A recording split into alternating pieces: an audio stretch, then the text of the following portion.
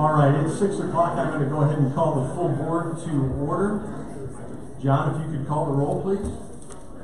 Atkins. Here. Crawford. Here. Deppert. Mark Goddard. Here. Samuel Goddard. Here. Graff. Here. Hall. Here. Harris. Hopkins. Here. Josting. Here. Longfellow. Here. Mennel. Here. Mingus. Here. Nelms. Here. Pageant. Here. Frail. Here. Rich Stimson. Here. Schmickall. Here. Schneider. Here. Sin. Here. Chairman Zimmerman. Here. We have a quorum. We'll do business. If we could rise for the invocation and pledge, please.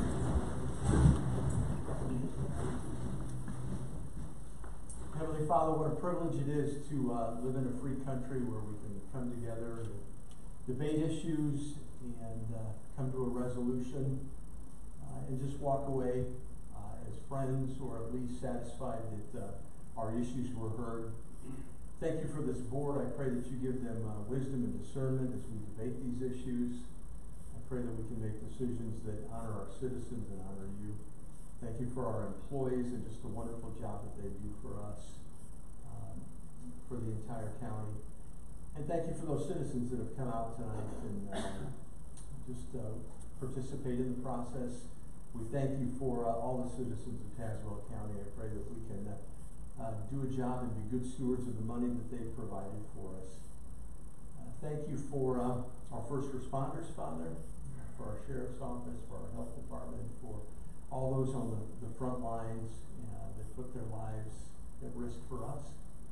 We thank you for being a sovereign God who's in control, and we take hope from that, and we pray all these things in your name. Amen. Amen. I pledge allegiance to the flag of the United States of America and to the republic for which it stands, one nation, under God, indivisible, with liberty and justice for all.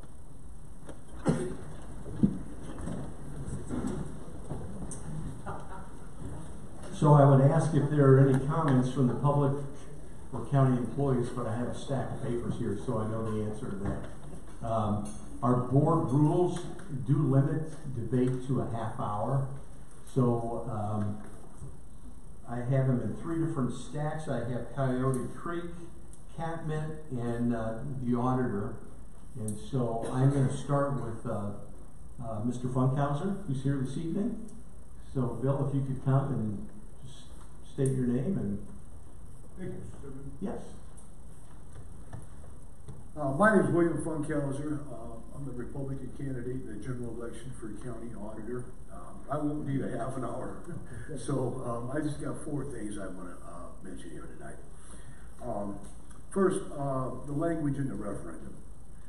It makes reference to a cost savings of $282,000. I haven't audited yet. I'm not the auditor. It looks to me like that was the cumulative salary for 4 years plus 10.5% for benefits and payroll. I'm not sure that's an accurate representation. There's been discussion about outsourcing some of the functions to a public accounting firm, and that wouldn't be in that number. There's also been some discussion about hiring a retired CPA that went with it. So I'm not sure that number is a fair representation. And my recommendation maybe is you strike the language about cost savings completely from the referendum. Second thing, external auditors never catch fraud. They're just not capable of doing it. Dixon, Illinois lost $54 million, and they had an audit for 20 years. And they also had a retired CPA in-house that went along with it.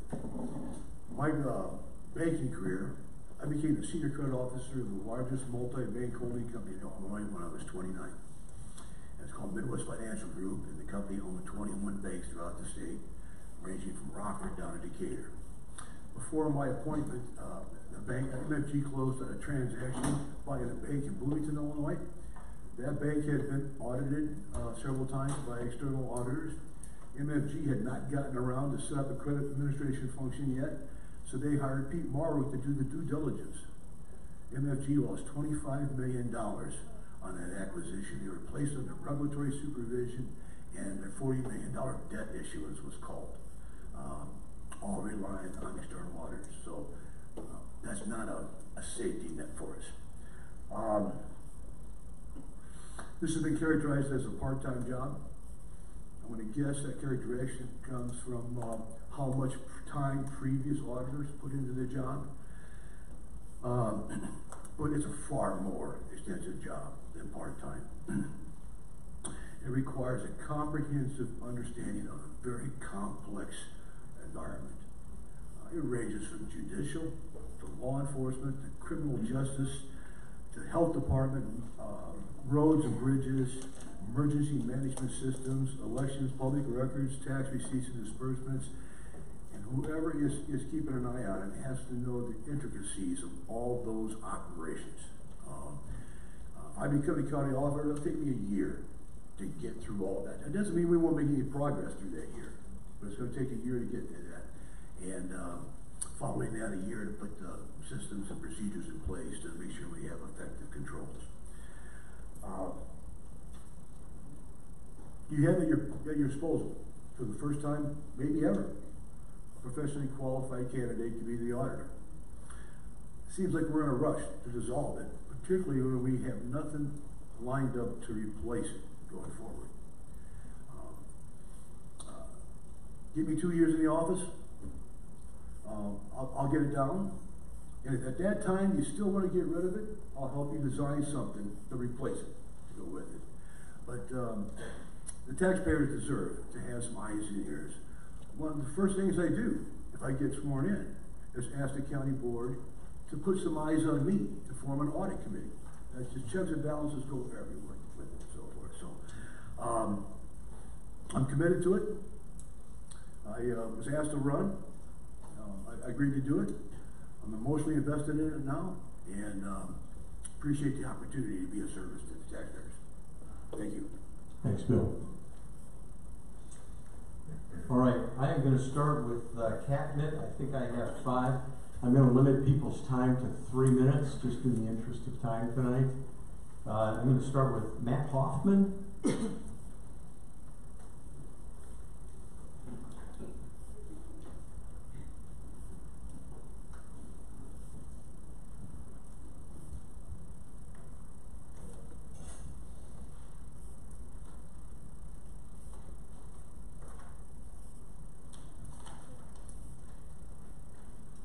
So can you, maybe we can have somebody to shoot time as kind of a precedent, so.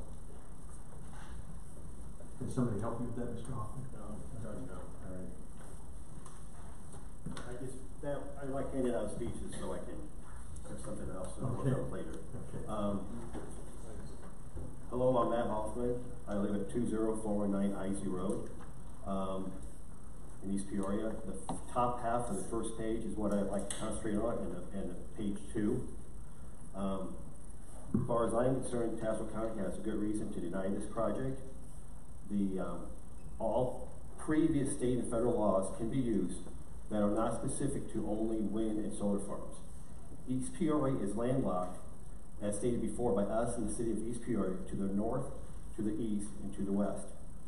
East Peoria requested this project not be done so that this can be a legal denial per the city of East Peoria's request. The 1.5 mile municipal distance is for solar and wind farm statute. The statement in purple is from the HB 4412 statute that passed on 1/27/23. It talks about the 1.5 mile distance that is in the zoning jurisdiction of a municipality. I'm not having a stumbling thing. The conditions imposed under state and federal statutes still apply. Page 2, yesterday I reviewed the ZBA meeting that this was done, and at the beginning of the ZBA meeting, the chairman announces there are 6 categories that need to be followed to pass the ZBA. The county zoning ordinance, the county comprehensive requirement, the county land use requirement, local municipals requirement, public interest, and the best interest of the county. Obviously, per the local municipal of East Peoria, this project should be denied, following the ZBA's 6 different requirements. The second part is people who do not want this project to move forward, is several families on Isley Road who do not want this to lower their property value, Victoria Church to the north, residents to the north of this project, the city of East Peoria, the representative for Tazewell County and the Senate rep for this Tazewell County, Sally Turner, and people who do not want this to protect the egg land from being contaminated by chemicals in the panels. In the ZBA meeting, this project was denied by the Soil and Water. I'm not sure why, but maybe that needs to be looked at. In the ZBA meeting, Dewey made a comment that they did not want to invest $100,000 to $300,000 until the PPA is approved. So he might come around and say that he has all the plans done. Now I hear he's working on them. So it's kind of a contrast to what he said back in the ZBA meeting to now, that maybe he's working on the plans. You'll have to ask him. Matt, if you could start to wrap it up then. And then the Cultivate Power has 6 projects that are in the works, but they have no projects that are completed or done. As far as I can find, we have 1 project in Tazewell County, 2 in Livingston County, and 3 that I do not know where they're located at. I would like to know if they got any PPA funds, if they are moving forward this year, or for sure, or not.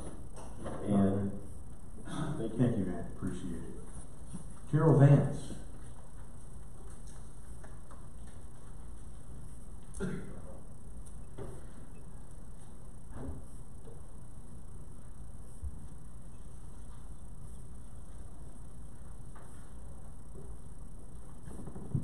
My name is Carol Vance. I live at 20185 Isley Road.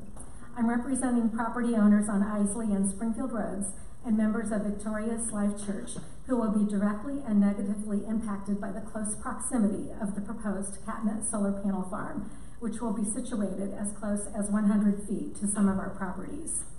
It was surprising to us to learn that this subject was on the agenda again after the proposal was voted down by the county board on May 29th, 2024. We trusted in good faith that the outcome on May 29th was the county board's final decision and a commitment from the county board to protect and serve their citizens. As we have been sharing at all of the meetings since the first application for this project, dating as far back as February 7th, 2023, we residents unanimously oppose this project because we feel the close proximity will negatively impact our property values, safety, and quality of life. Nothing has changed in our feelings about this. Due to the unique placement of this proposed solar panel farm, there's little research about the impact of solar panel farms in such close proximity to residential homes and a church. However, we residents believe if any of you were a homeowner in our neighborhood, or if this proposal were across the street from your house, as it will be to some of ours, you would share our concerns. There's plenty of other more isolated, less productive land this commercial solar farm can be built on. It does not belong 100 feet from homes and a church. The voting citizens of Tazewell County elected all of you to govern according to our county motto, which states to keep people first in all decisions. We did not elect Governor Pritzker or other politicians to govern Tazewell County, thereby paralyzing those officials we did elect and forcing unpopular decisions by our county governance. If cowering to threats, poorly constructed laws, and potential lawsuits are the driving factors in the direction county board votes are cast, we believe this will open the door to many more policies and procedures that will be forced upon the county because the county board feels powerless to govern from their own consciences and judgment. We think you would agree this is not the kind of board on which you want to serve and not the kind of board you want governing Tazewell County. We ask you again to please vote this project down as you did less than 1 month ago. It will affect us nearby landowners negatively, and we gain nothing from any of the power or revenue generated by this project. We're eager and hopeful that the voting record tonight will show votes that demonstrate this board supports, protects, and keeps first its tax-paying citizens. Thank you. Thank you, Carol. Sean Pluta?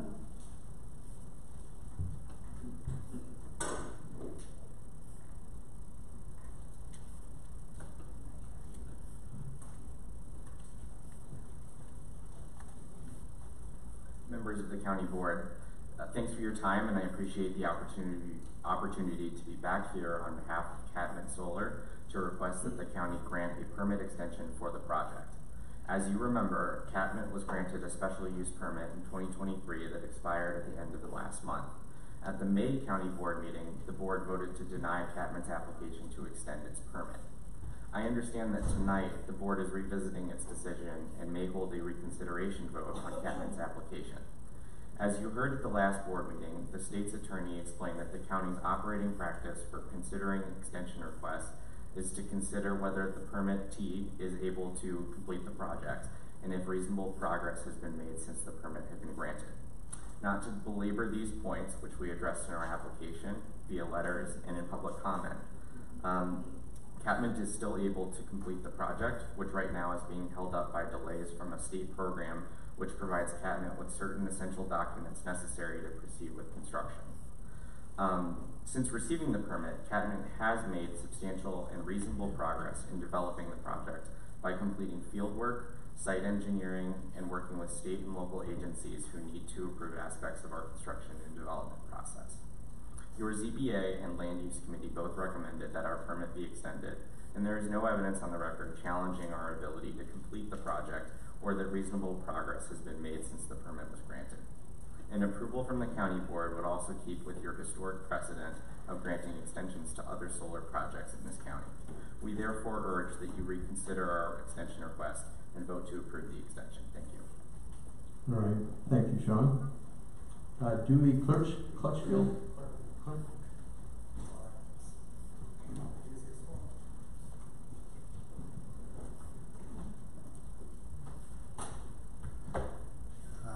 Good evening, Dewey Clarkfield, representing the Catmint Solar Project on behalf of Cultivate Power LLC. This project has gone through an evidentiary hearing 2 times, once for the initial approval, once for the extension. As Sean mentioned, the ZBA and the Land Use Committee both recommended approval on it. I thank the opposers for coming out and giving their comments. I'm not going to try and address those things that they've mentioned for the most part, because I do believe the evidentiary record supports the approval of the project.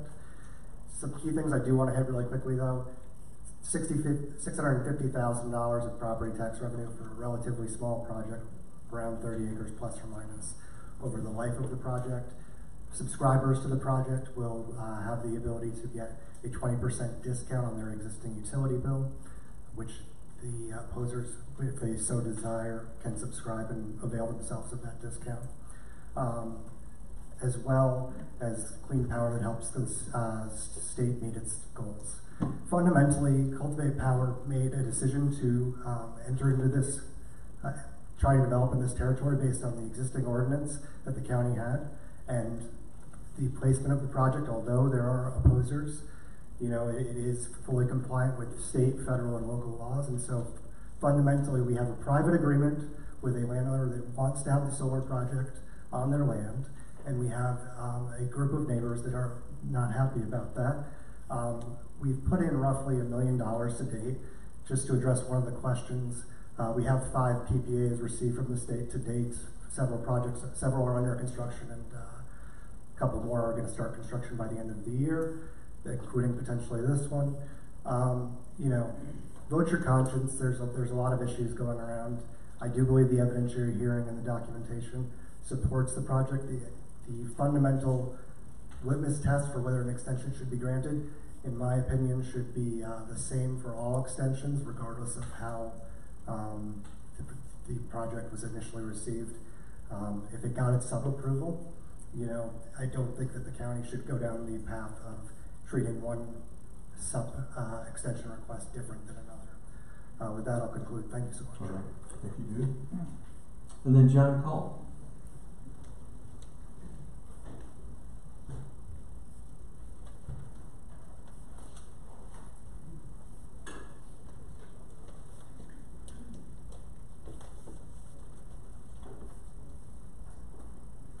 Thank you. John Call, Mayor of East Peoria. Do you have this many people at your meetings? No, Okay. but it's a great turnout, so that's good. We know we have people that watch and people that complain, but not too many show up. So, but nonetheless, I think everybody in the room probably knows why I'm here. East Peoria was brought up. Quite honestly, I'm a little disappointed that I have to be here this evening, not because I get to see you, but because I get to ask you not to reconsider a decision this board made about a month ago. East Peoria made it clear in its letter to this board that we don't oppose renewable energy projects, just in this location, and the fact that it absolutely would impede on the city's planning boundaries. Now, there's questions whether or not the state law addresses that. Here's my ask tonight. Don't reconsider this. I ask you to join me to go back to the state representatives and get clarification, because should you make a decision to reconsider this and you grant this special use extension and this project moves forward, this affects our only opportunity for population growth. We spelled it out perfectly clear. This is our only opportunity. And for some reason, I don't know why that falls on deaf ears with some folks, but I listen to everybody. I listen to both sides. I can understand why you want your project to move forward. Obviously, it's a gain for you guys. But at the end of the day, I will tell you, as an elected official, don't discount people that oppose it because they have to live by it. These people are the people that elect this board. Keep that in mind. So I don't take kindly to disparaging remarks against people that oppose something that you support. It's about respect. Respect is a two-way street. And I'm not here to lecture people. I'm here to ask this board not to reconsider this. And I greatly appreciate that consideration. What do we do tomorrow if you don't reconsider it? I'm on the phone with every state representative that represents East Peoria. And I'm going to ask them to make the necessary changes to protect the interests as we have stated. And I just ask for your support in doing that. As local elected officials, it's time to wake up. It's going to take a little fortitude to band together and make some changes. Make no mistakes, that public act is one of several since Governor Pritzker's been in office that undermines local units of government. All this stuff is done under the cloakness of darkness, and nobody says anything. And guess what's going to happen? Unless we start standing up to this nonsense, we're all losers. And it's going to be too late, and there's nothing you can do about it. So I appreciate the time tonight, and I do ask that the members of this board do not reconsider this. You made the right decision.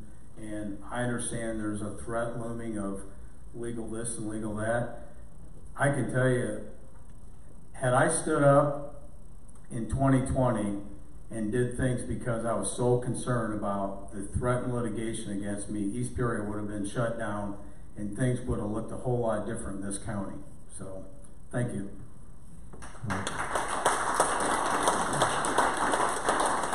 Thank you, John. Keaton 4? Am I pronouncing that right? Okay.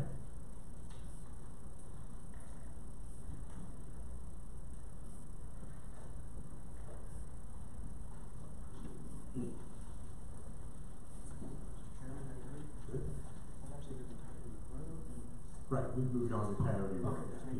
Yeah. Thank you to the board for your time, and thank you for all the citizens that showed up today.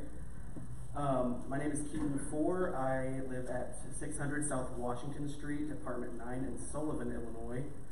You might be confused why I'm here. Well, I'm here to speak on property rights and the rights of your landowners here in Tazewell County. Like I said, my name is Keaton 4. I am the Director of Programs and Operations for the Land Liberty Coalition. We are an organization committed to protecting the rights of landowners, as well as farmers in the state of Illinois and across the nation.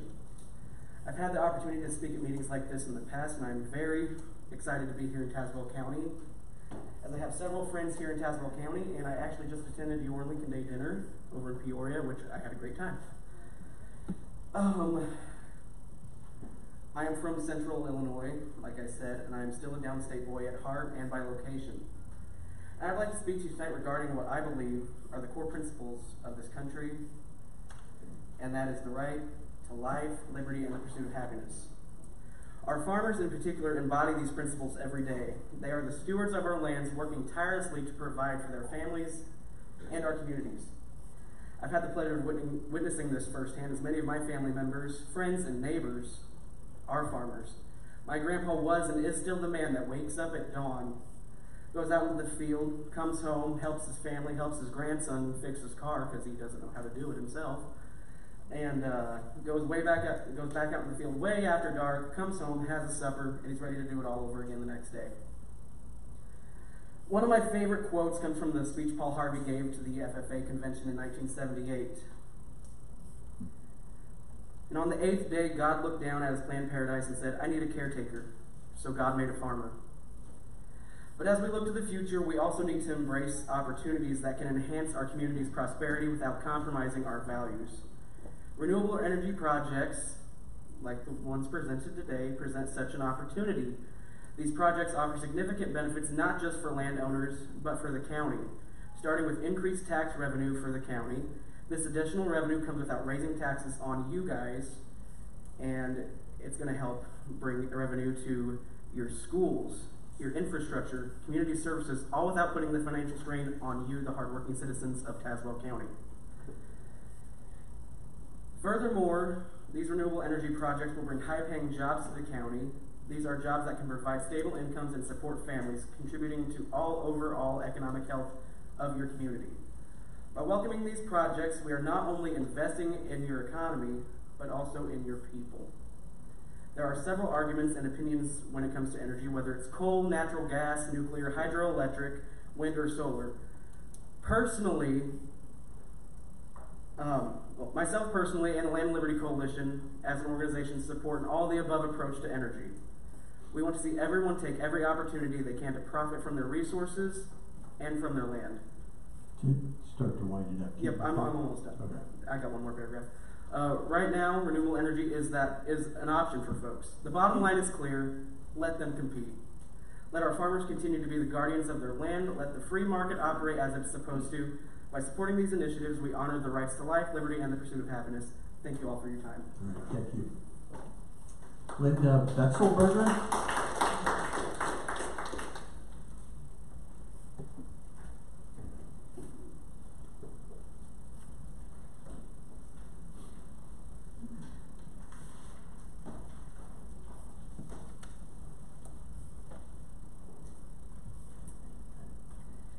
Good evening. My name is Linda Betzelberger, and my family has owned farm land in Tazewell County for over 100 years. As farmers and landowners, we all have a belief that we do not want any entity to overreach their control over our land. As farmers, we all want to control our farms to the best of our abilities in order to provide for our families, current and in the future, and to make sure no one or any governmental body overreaches the ability to do that. This should be left to each individual farm landowner, because who better knows than the farmer who owns the land what is best for their respective families now and in the future.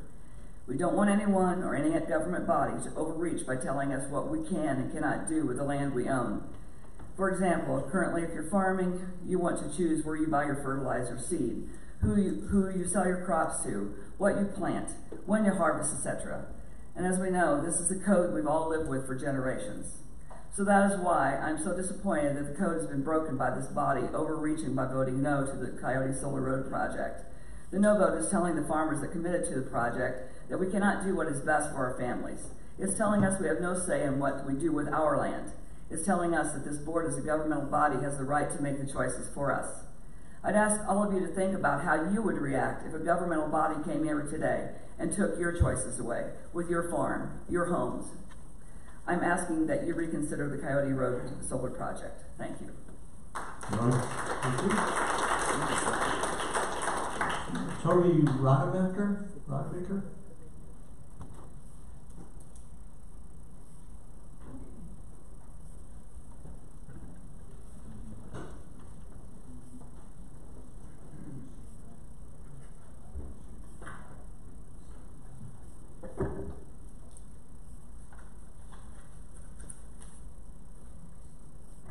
Hello, thank you. I'm Toby Rademacher, 6310 Wagonsell Road, Green Valley.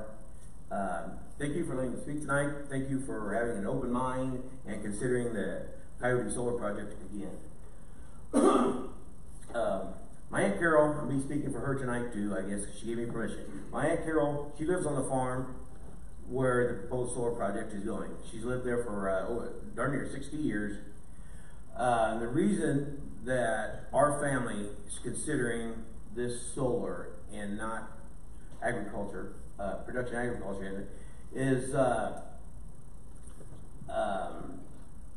talked to both my sisters, my aunt, both my sisters, and my son used to farm with me. He doesn't. He farms. He works off the farm now because there just wasn't enough income for both of us to be full time. We were a small family farm, and this is going to be an opportunity for us to leave a legacy for the next generation, because my grandkids live in town. They're not going to farm. My son's not going to farm. He's not going to have the opportunity. It's not going to happen. My grandkids, definitely not. I'll be the last one farming the Radmacher farm. And this will be an opportunity for me to keep the other farms intact. Because as you know, that the way a lot of the farms are going on, when they go to that next generation, they get sold. They get sold, and the young farmers don't have an opportunity, because that opportunity's not there. It's old money is buying those farms. It's not an opportunity for young farmers to get in that.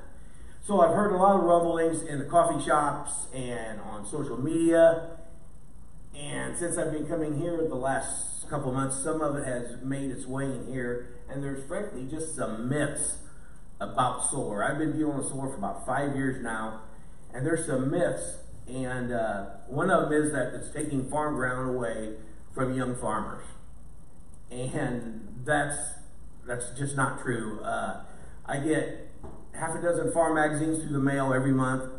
I read.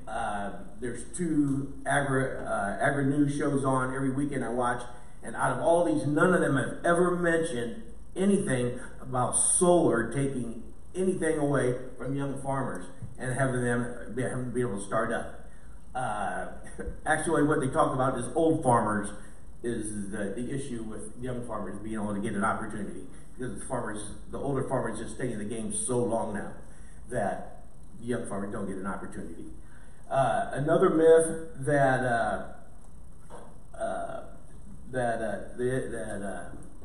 I hear is that it's just the rich getting richer when it comes to the solar. And I tell you that if you say that to my Aunt Carol, you better take a giant step back, because she's going to grab you by your ear and she's going to show you her checkbook. And because it's just not true. And me, she's a saint. I'm a sinner. You better take 2 steps back if you say that to me and I show you my checkbook. But because it's just not true. Maybe in some cases, I don't know. But I've heard that said, and that really gets under my skin when I hear something like that. Getting close. Getting close? Okay. Getting close. And the biggest untruth or myth about solar is that it's taking food out of people's mouth. That starving people, that farmers are not going to produce enough food to feed people in the future. And that is just, you can't be so wrong, because it's been decades since anyone in the world has ever went hungry because of lack of food. Think about that. It's been decades since anyone has ever went hungry in the world because of lack of food. Us as farmers overproduce every year, a glutton of food. There in the world, this is going to be hard for you to believe, but I'm telling you, this is spot on. 2.5 million tons of food is thrown away and disposed of and wasted every year. 2.5 billion tons. That's not a solar problem. That's a political problem and a socioeconomic problem. Right. No one's ever starved because of a solar panel, and they never will starve because of a solar panel. All right. Thank you. And if that was the case, We would not be getting $4 a bushel for corn and $11 a bushel for soybeans. I'd be getting $10 a bushel for corn, $25 a bushel for soybeans, and I might be that rich guy that some people talk about. Thank you. Thank you, Toby. Linda Long.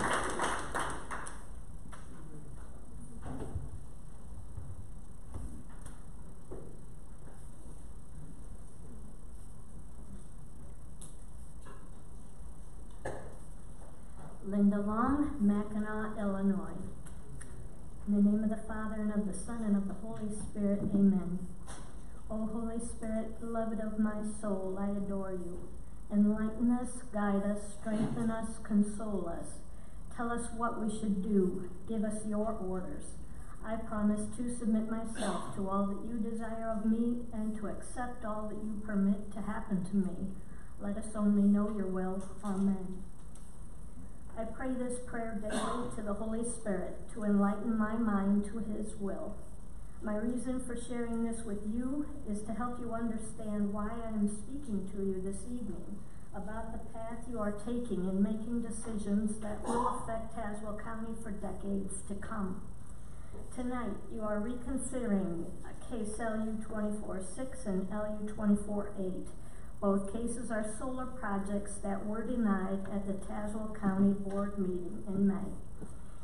The Catman Solar Project is in a residential neighborhood, and many people came to oppose the project. The Coyote Road Solar Project is a 1,300-acre project on prime farmland. Many of us oppose taking our prime farmland out of production for wind and/or solar. The public needs to be made aware that the state is forcing the county to allow wind and/or solar projects in spite of public opposition. Why are we bothering to elect representatives if the state is forcing us to live in a dictatorship? Why are we bothering to elect representatives if they are being told how to vote? Why are we bothering to elect representatives if they have to succumb to being bullied by our governor or our state's attorneys, or anyone claiming the threat of a lawsuit? I understand that you are being told that you must follow the law. Since 1776, the United States has been a constitutional republic. Our laws must be based on the Constitution, not a tyrannical government. In our Constitution it states, "No state shall make or enforce any law which shall abridge the privileges or immunities of citizens of the United States, nor shall any state deprive any person of life, liberty, or property without due process of law, nor deny to any person within its jurisdiction the equal protection of the laws." I ask you to acknowledge that some laws are simply bad, and to reinforce our founding fathers' beliefs that we should not be deprived of property. God gave Tazewell County prime farmland. Ask yourself if he wants us to deprive the world of our crops, or give Tazewell County residents 5.6% of its electricity from solar projects. When my husband and I purchased farmland, we knew it was zoned A1 for agricultural use. It is an implied trust between agricultural neighbors to use the land for agriculture. You are breaking that implied trust when you use A1 land for anything but agriculture. The board is allowing that trust to be broken by granting special use permits. A special use permit to build a machine shed is one thing. Maybe it's time to start to wind it down. I will. A special use permit to build a 3,000-acre solar project on land zoned for agricultural use is a misuse of power. It is an industrial solar project, not a farm. They belong in areas that are zoned for industrial use.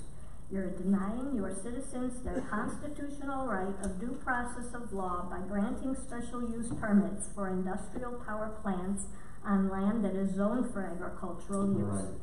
All right, thank you, Linda. Thank you. All right. Joyce Agaret?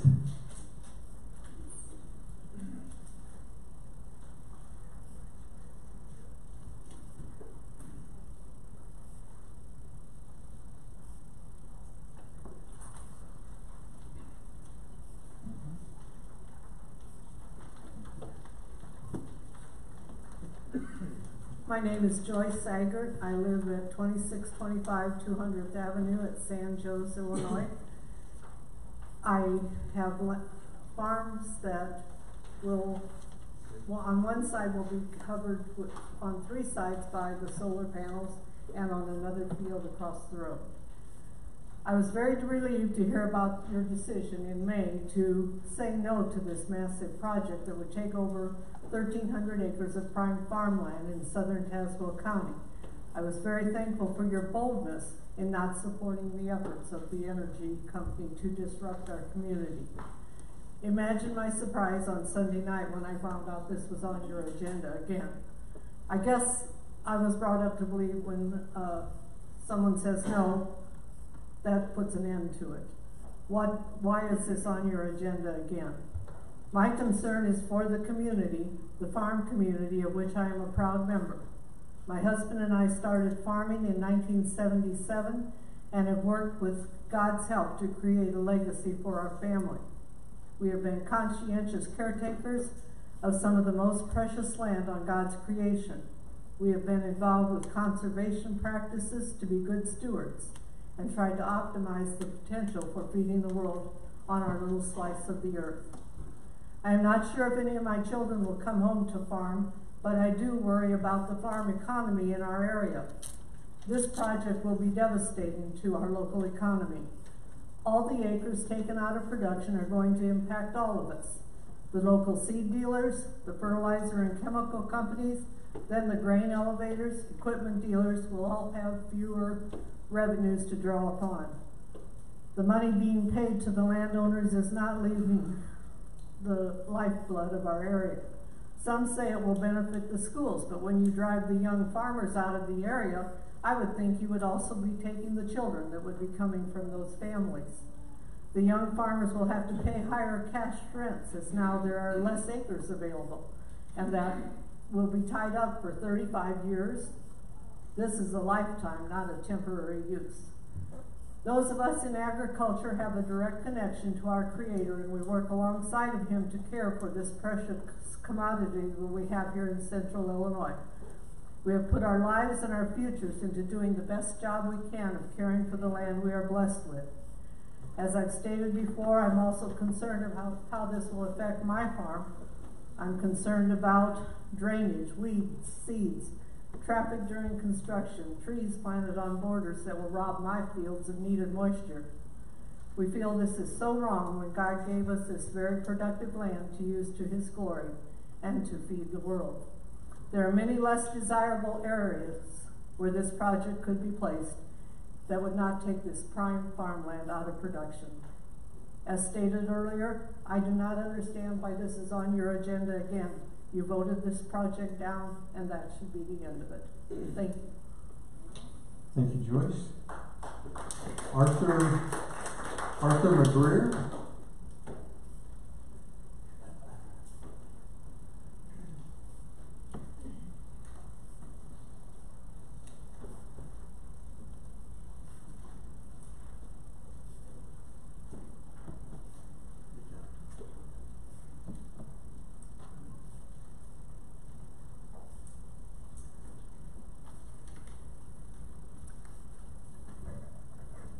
Hello, my name's Arthur McRae. I live in Delavan, and I own a farm on the north edge of this solar project. My daughter built a home about 10 years ago and owns 3 acres right next to it, and they even built a balcony on that, on their house, so they could sit up there and enjoy the crops growing, the storms coming. And now we're looking at, when I look to the east, I'm looking at a half a mile of solar panels. I look to the west, I'm looking at a full mile of solar panels. When I go south towards San Jose, there's solar panels on both sides of the road, here and there, and they're not pretty.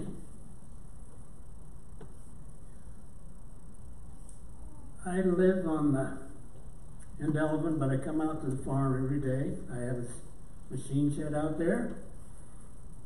I spend most of my time out there, 7 days a week. And now I gotta look at that stuff. They're not pretty. We're covering up the best farm ground in the county. Some of the best anyhow. And there's plenty of marginal land out there. I'm sure people would accept their bid for solar. And I'd like to see the board here, I'd like to see the board turn this thing down and not have that prime land covered up. Not only am I looking at those panels, but everybody in San Jose that goes to get groceries usually goes to Pekin here, and they got drives right through them things. They're ugly. I'm not against solar, but they're in the wrong place, and they should be not on prime farm ground. Thank you. Thank you, Arthur. David King.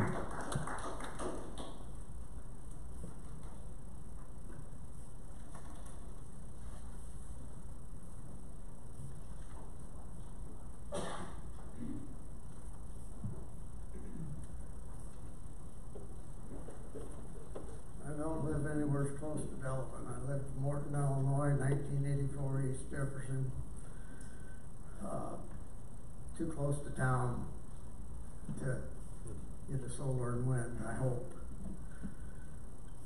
Anyway, we've already covered the solar covering up prime farm ground.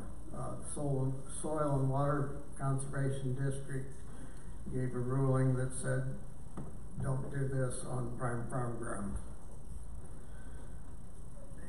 You've heard from East Peoria about their jurisdiction, and then I guess the state wants to take away their jurisdiction.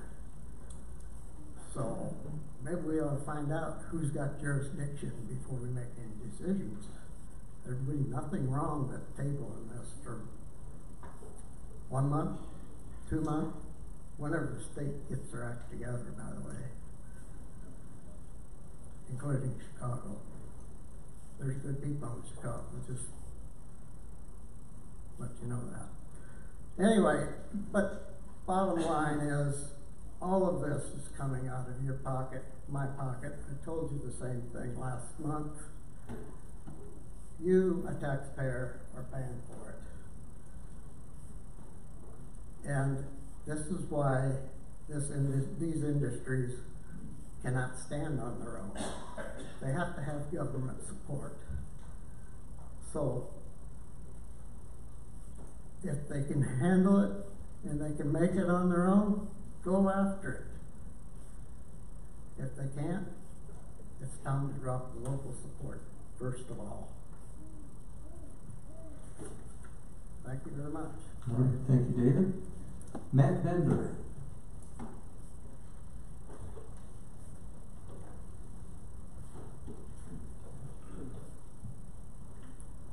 Thank you, Mr. Chairman. I appreciate it. Members of the board. My name is Matt Bender. I live in Bartonville. I was born and raised in Tazewell County. I'm here in support of the Coyote Road Solar Project. I'm a business representative for the Carpenters Local Union 237. From a skilled trades perspective, big projects like these and RWE's commitment to using a local workforce is very, very important to us. We're always trying to constantly have a pipeline of work for our members. These are great opportunities, whether somebody's making a career change in their 20s or 30s or somebody straight out of high school. And so we work very closely with high schools to try to bring our high school kids in. And these opportunities with solar are huge for our members. I represent over 1,500 members. We have some in the audience tonight. Some of them have worked on solar farms, and it's important that we utilize our local workforce for these projects and we move this project forward. and I ask for you to support it. Thank you. All right, thank you, Matt. Ellie Barrow?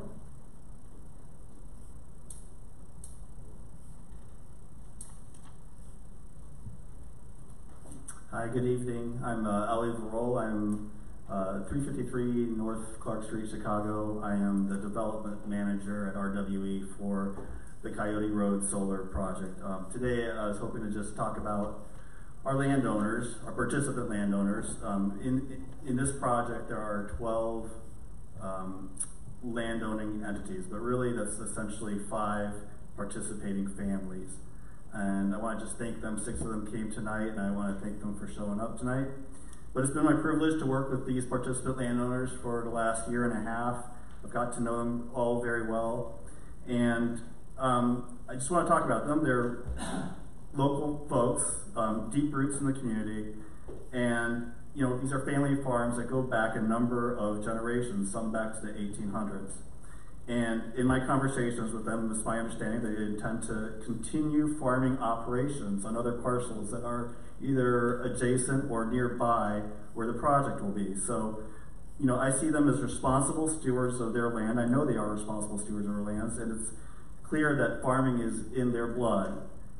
And they generally look at solar as a strategy of diversification of their income and to protect their core business of farming in a period where there's significant market volatility. With corn and soybean prices fluctuating significantly and input prices such as fertilizer also fluctuating, it's important for them to have a component of their income that's a fixed, stable source of income. It provides level of stability, which is critical at this time.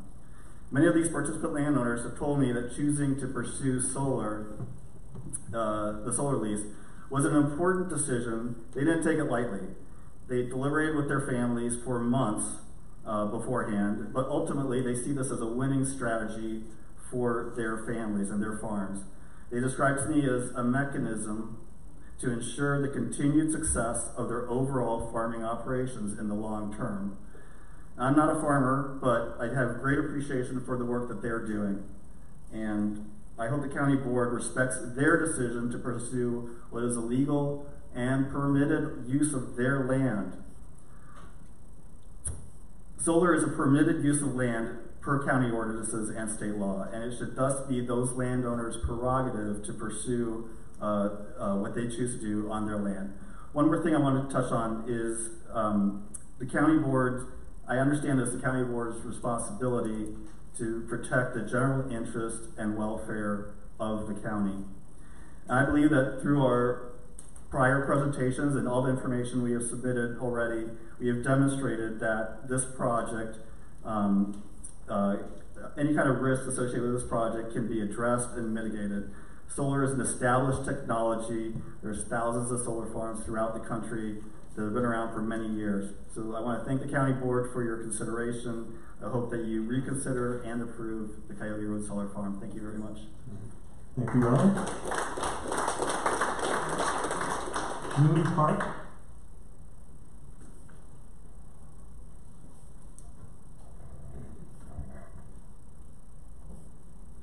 Good evening, everybody.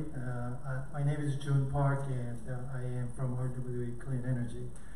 During the last board meeting, there was some misinformation that was discussed, and I'm here to demystify such information here tonight.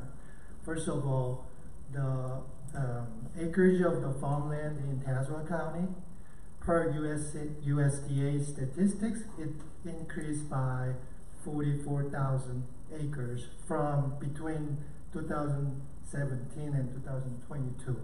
That is over 30 times of the land the project is going to lease. So I want to point out that. And then the other thing is solar is not going to inundate the Tazewell County. That's my professional viewpoint. The reason is simply market is very, very competitive. Demand standpoint, electricity consumption growth has not grown substantially, driven by improved efficiencies If you look at how much efficiencies has gone up, looking at microwaves and laundry machines and what have you, you will notice that from supply standpoint, solar is not the only power generating technologies. There's a nuclear, there's a natural gas power plant, and again, market is competitive and there will be new technology coming to the market. Second of all, solar projects like us have to have direct access to high voltage transmission lines. There are only 6 transmission lines running across the county. According to our internal assessment, only half of that, 3 of them have enough capacity to accommodate a project like with our size. Now, these lines run across different counties in Illinois. So if there's a competing solar project in Mason County, that project is going to take up that space in the transmission line. And if they do, then a project like here in Tazewell County, if there's a competing project, then that project will have to invest so much money to upgrade the network, the transmission system. It could be, you know, $30 million, $300 million, and that's a project killer. Number 3, all the projects have to, actually number 4, all the projects, the solar project and any power project have to do interconnection transmission studies. In Tazewell County, there's only one additional solar project with our size that has started a study. We started our study almost 5 years ago, back in 2020, right? So that means that additional project, if they navigate all these development hurdles, that there's a potentially, you guys, that project may be seeking an SUP approval in the next 4 to 5 years. The industry. So in sum, thank you for your time. And in conclusion, I want to summarize my remark by saying market is very, very competitive, and we are fortunate enough to come to this stage after working so hard, and we are really looking forward to working with the local communities and everybody here, and you know, make this project reality. And thank you for your time. All right, thank you, June. Mark Wallace. Mark Wallace.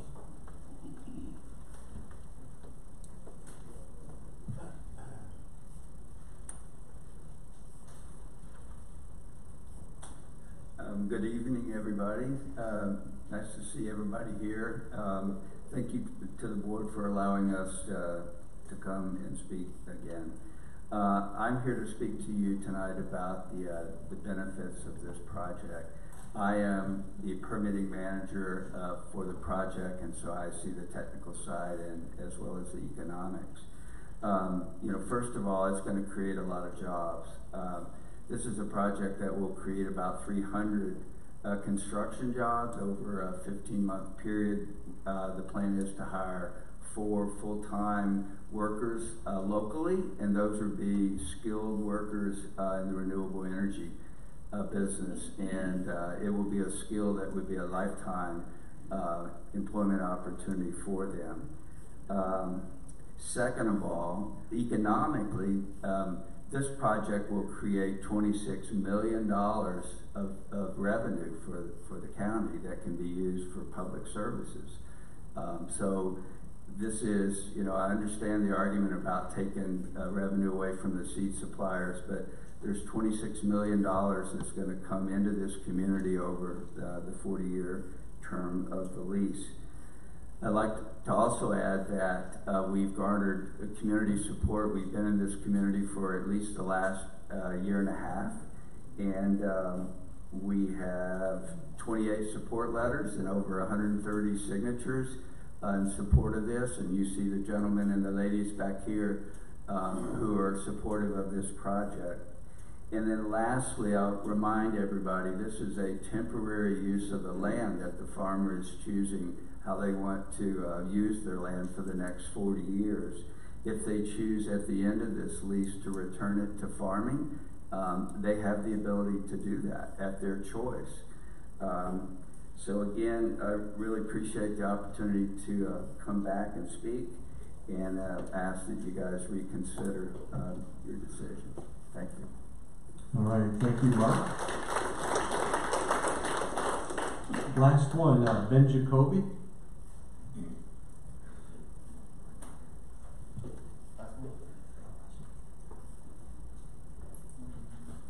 Thank you.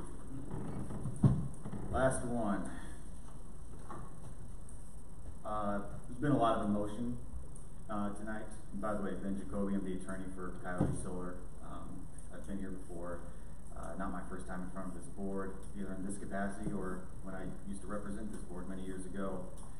But there's been a lot of emotion here tonight from the landowners themselves, the landowners, from some neighbors. Mayor Call, thank you.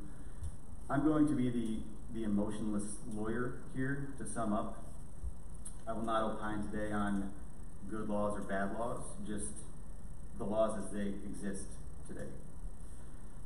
And I want to remark on three things. The first is our formal request. So our formal request tonight on behalf of Coyote Solar is to reconsider the vote last night. And that's allowed under your rules, 3306F of your county board ordinance. Alternatively, there is a renewal option, but we know that the county board prefers and historically has done a reconsideration, and so that's our ask tonight as well. That's our preference. The second topic that I want to briefly address is the application's compliance with your ordinance. The application was submitted with great care to comply with your ordinance. There's a checklist in it. In fact, if you go to page 3 through 13 of the application, we go through each one of the components of your ordinance, and we explain exactly how we comply with that ordinance and where you can find that compliance in the application. That's important to us. That was important to us during the development process. It was demonstrated at the ZBA. It was demonstrated to the committee where we obtained recommendations. And I would encourage you to look at that table if there's any doubt in your mind that this application conforms to the standards of your ordinance. And thirdly, I'm going to address the factors just very briefly. And this is because at the last county board meeting, I listened very closely to the discussion of the county board members. Board member Sin had introduced a number of factors that he suggested in the negative. Some were filed with the zoning department, and we reviewed those and analyzed them. And there's 6 of them that were proposed to be reverted to the negative. Findings 1 and 14 were proposed to be reverted to the negative based entirely on size. And in fact, the proposed language here was, although the use is considered to conform to the regulation of the zoning code, this size of the project far exceeds what might be considered reasonable. And I just want to remind the board that size is not a criteria. It's not a gating issue in your ordinance. It's not a gating issue under the state statute, and it shouldn't be considered. What should be considered is the checklist and whether we've complied with all of the requirements in your ordinance. Findings 5 and 13 relate to the consistent use of the project with neighboring uses. Solar is allowed on agriculture. It's allowed under the state statute 51220H. Neighboring farms will continue to operate without any interference. And at the ZBA hearing, no neighbors objected, and no residential neighbors have objected. Finding 7 was valuation. We had evidence in the record that this won't devalue any property, neighboring property, and that's the only evidence in the record. It's unrebutted. And finally, finding 12 related to soil productivity. And the soil productivity is good, but we will be stewards of that soil. It's a temporary use, as Mark just mentioned, and in 40 years it can revert back to agriculture at higher productivity, as we demonstrated before the ZBA. The evidence in the record shows, the literature demonstrates, the academic peer-reviewed literature demonstrates that carbon, nitrogen is rejuvenated over that time period, and it will be productive soil when we return it back to agriculture. These facts all balance in favor of granting the reconsideration tonight. Thank you very much for your time. I know that we're bringing this back to you, but we truly appreciate it, and we look forward to your vote. Thank you, Mr. Chairman. All right. Thank you, Ben.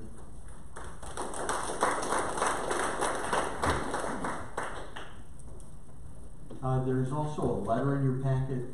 George Baranek had sent this and asked it to be distributed. It pertains to energy aggregations, so at your leisure you can read that. Any communications from elected or appointed county officials? Nick? Mr. Chairman, I would request that you move, that I think your authority allows to do this, items I and J to right now on the agenda. We're all thinking about solar. We've got a full agenda of other items. Let's get solar done with and let these people go home and finish our other business afterward. That would be my request. Okay. Max? Any other comments from elected or appointed county officials? So, seeing none. All right, can I get a motion to approve the May 29th meeting minutes? Motion by Mingus, second by Nelms. Any corrections, deletions, changes? All those in favor signify by aye. Aye. Those opposed? At Nick's suggestion, I am going to mix up the agenda a bit. But before we do that, I need a motion to go into executive session. Purpose? Second. It would be for probable litigation under 5 ILCS 120/2C11. Motion? Motion by Sam Goddard, second by John Hopkins. All those in favor signify by aye. Aye. Those opposed? Aye. So noted. Okay, we are in executive session. I'll need to ask all the members of the public to step out into the hallway.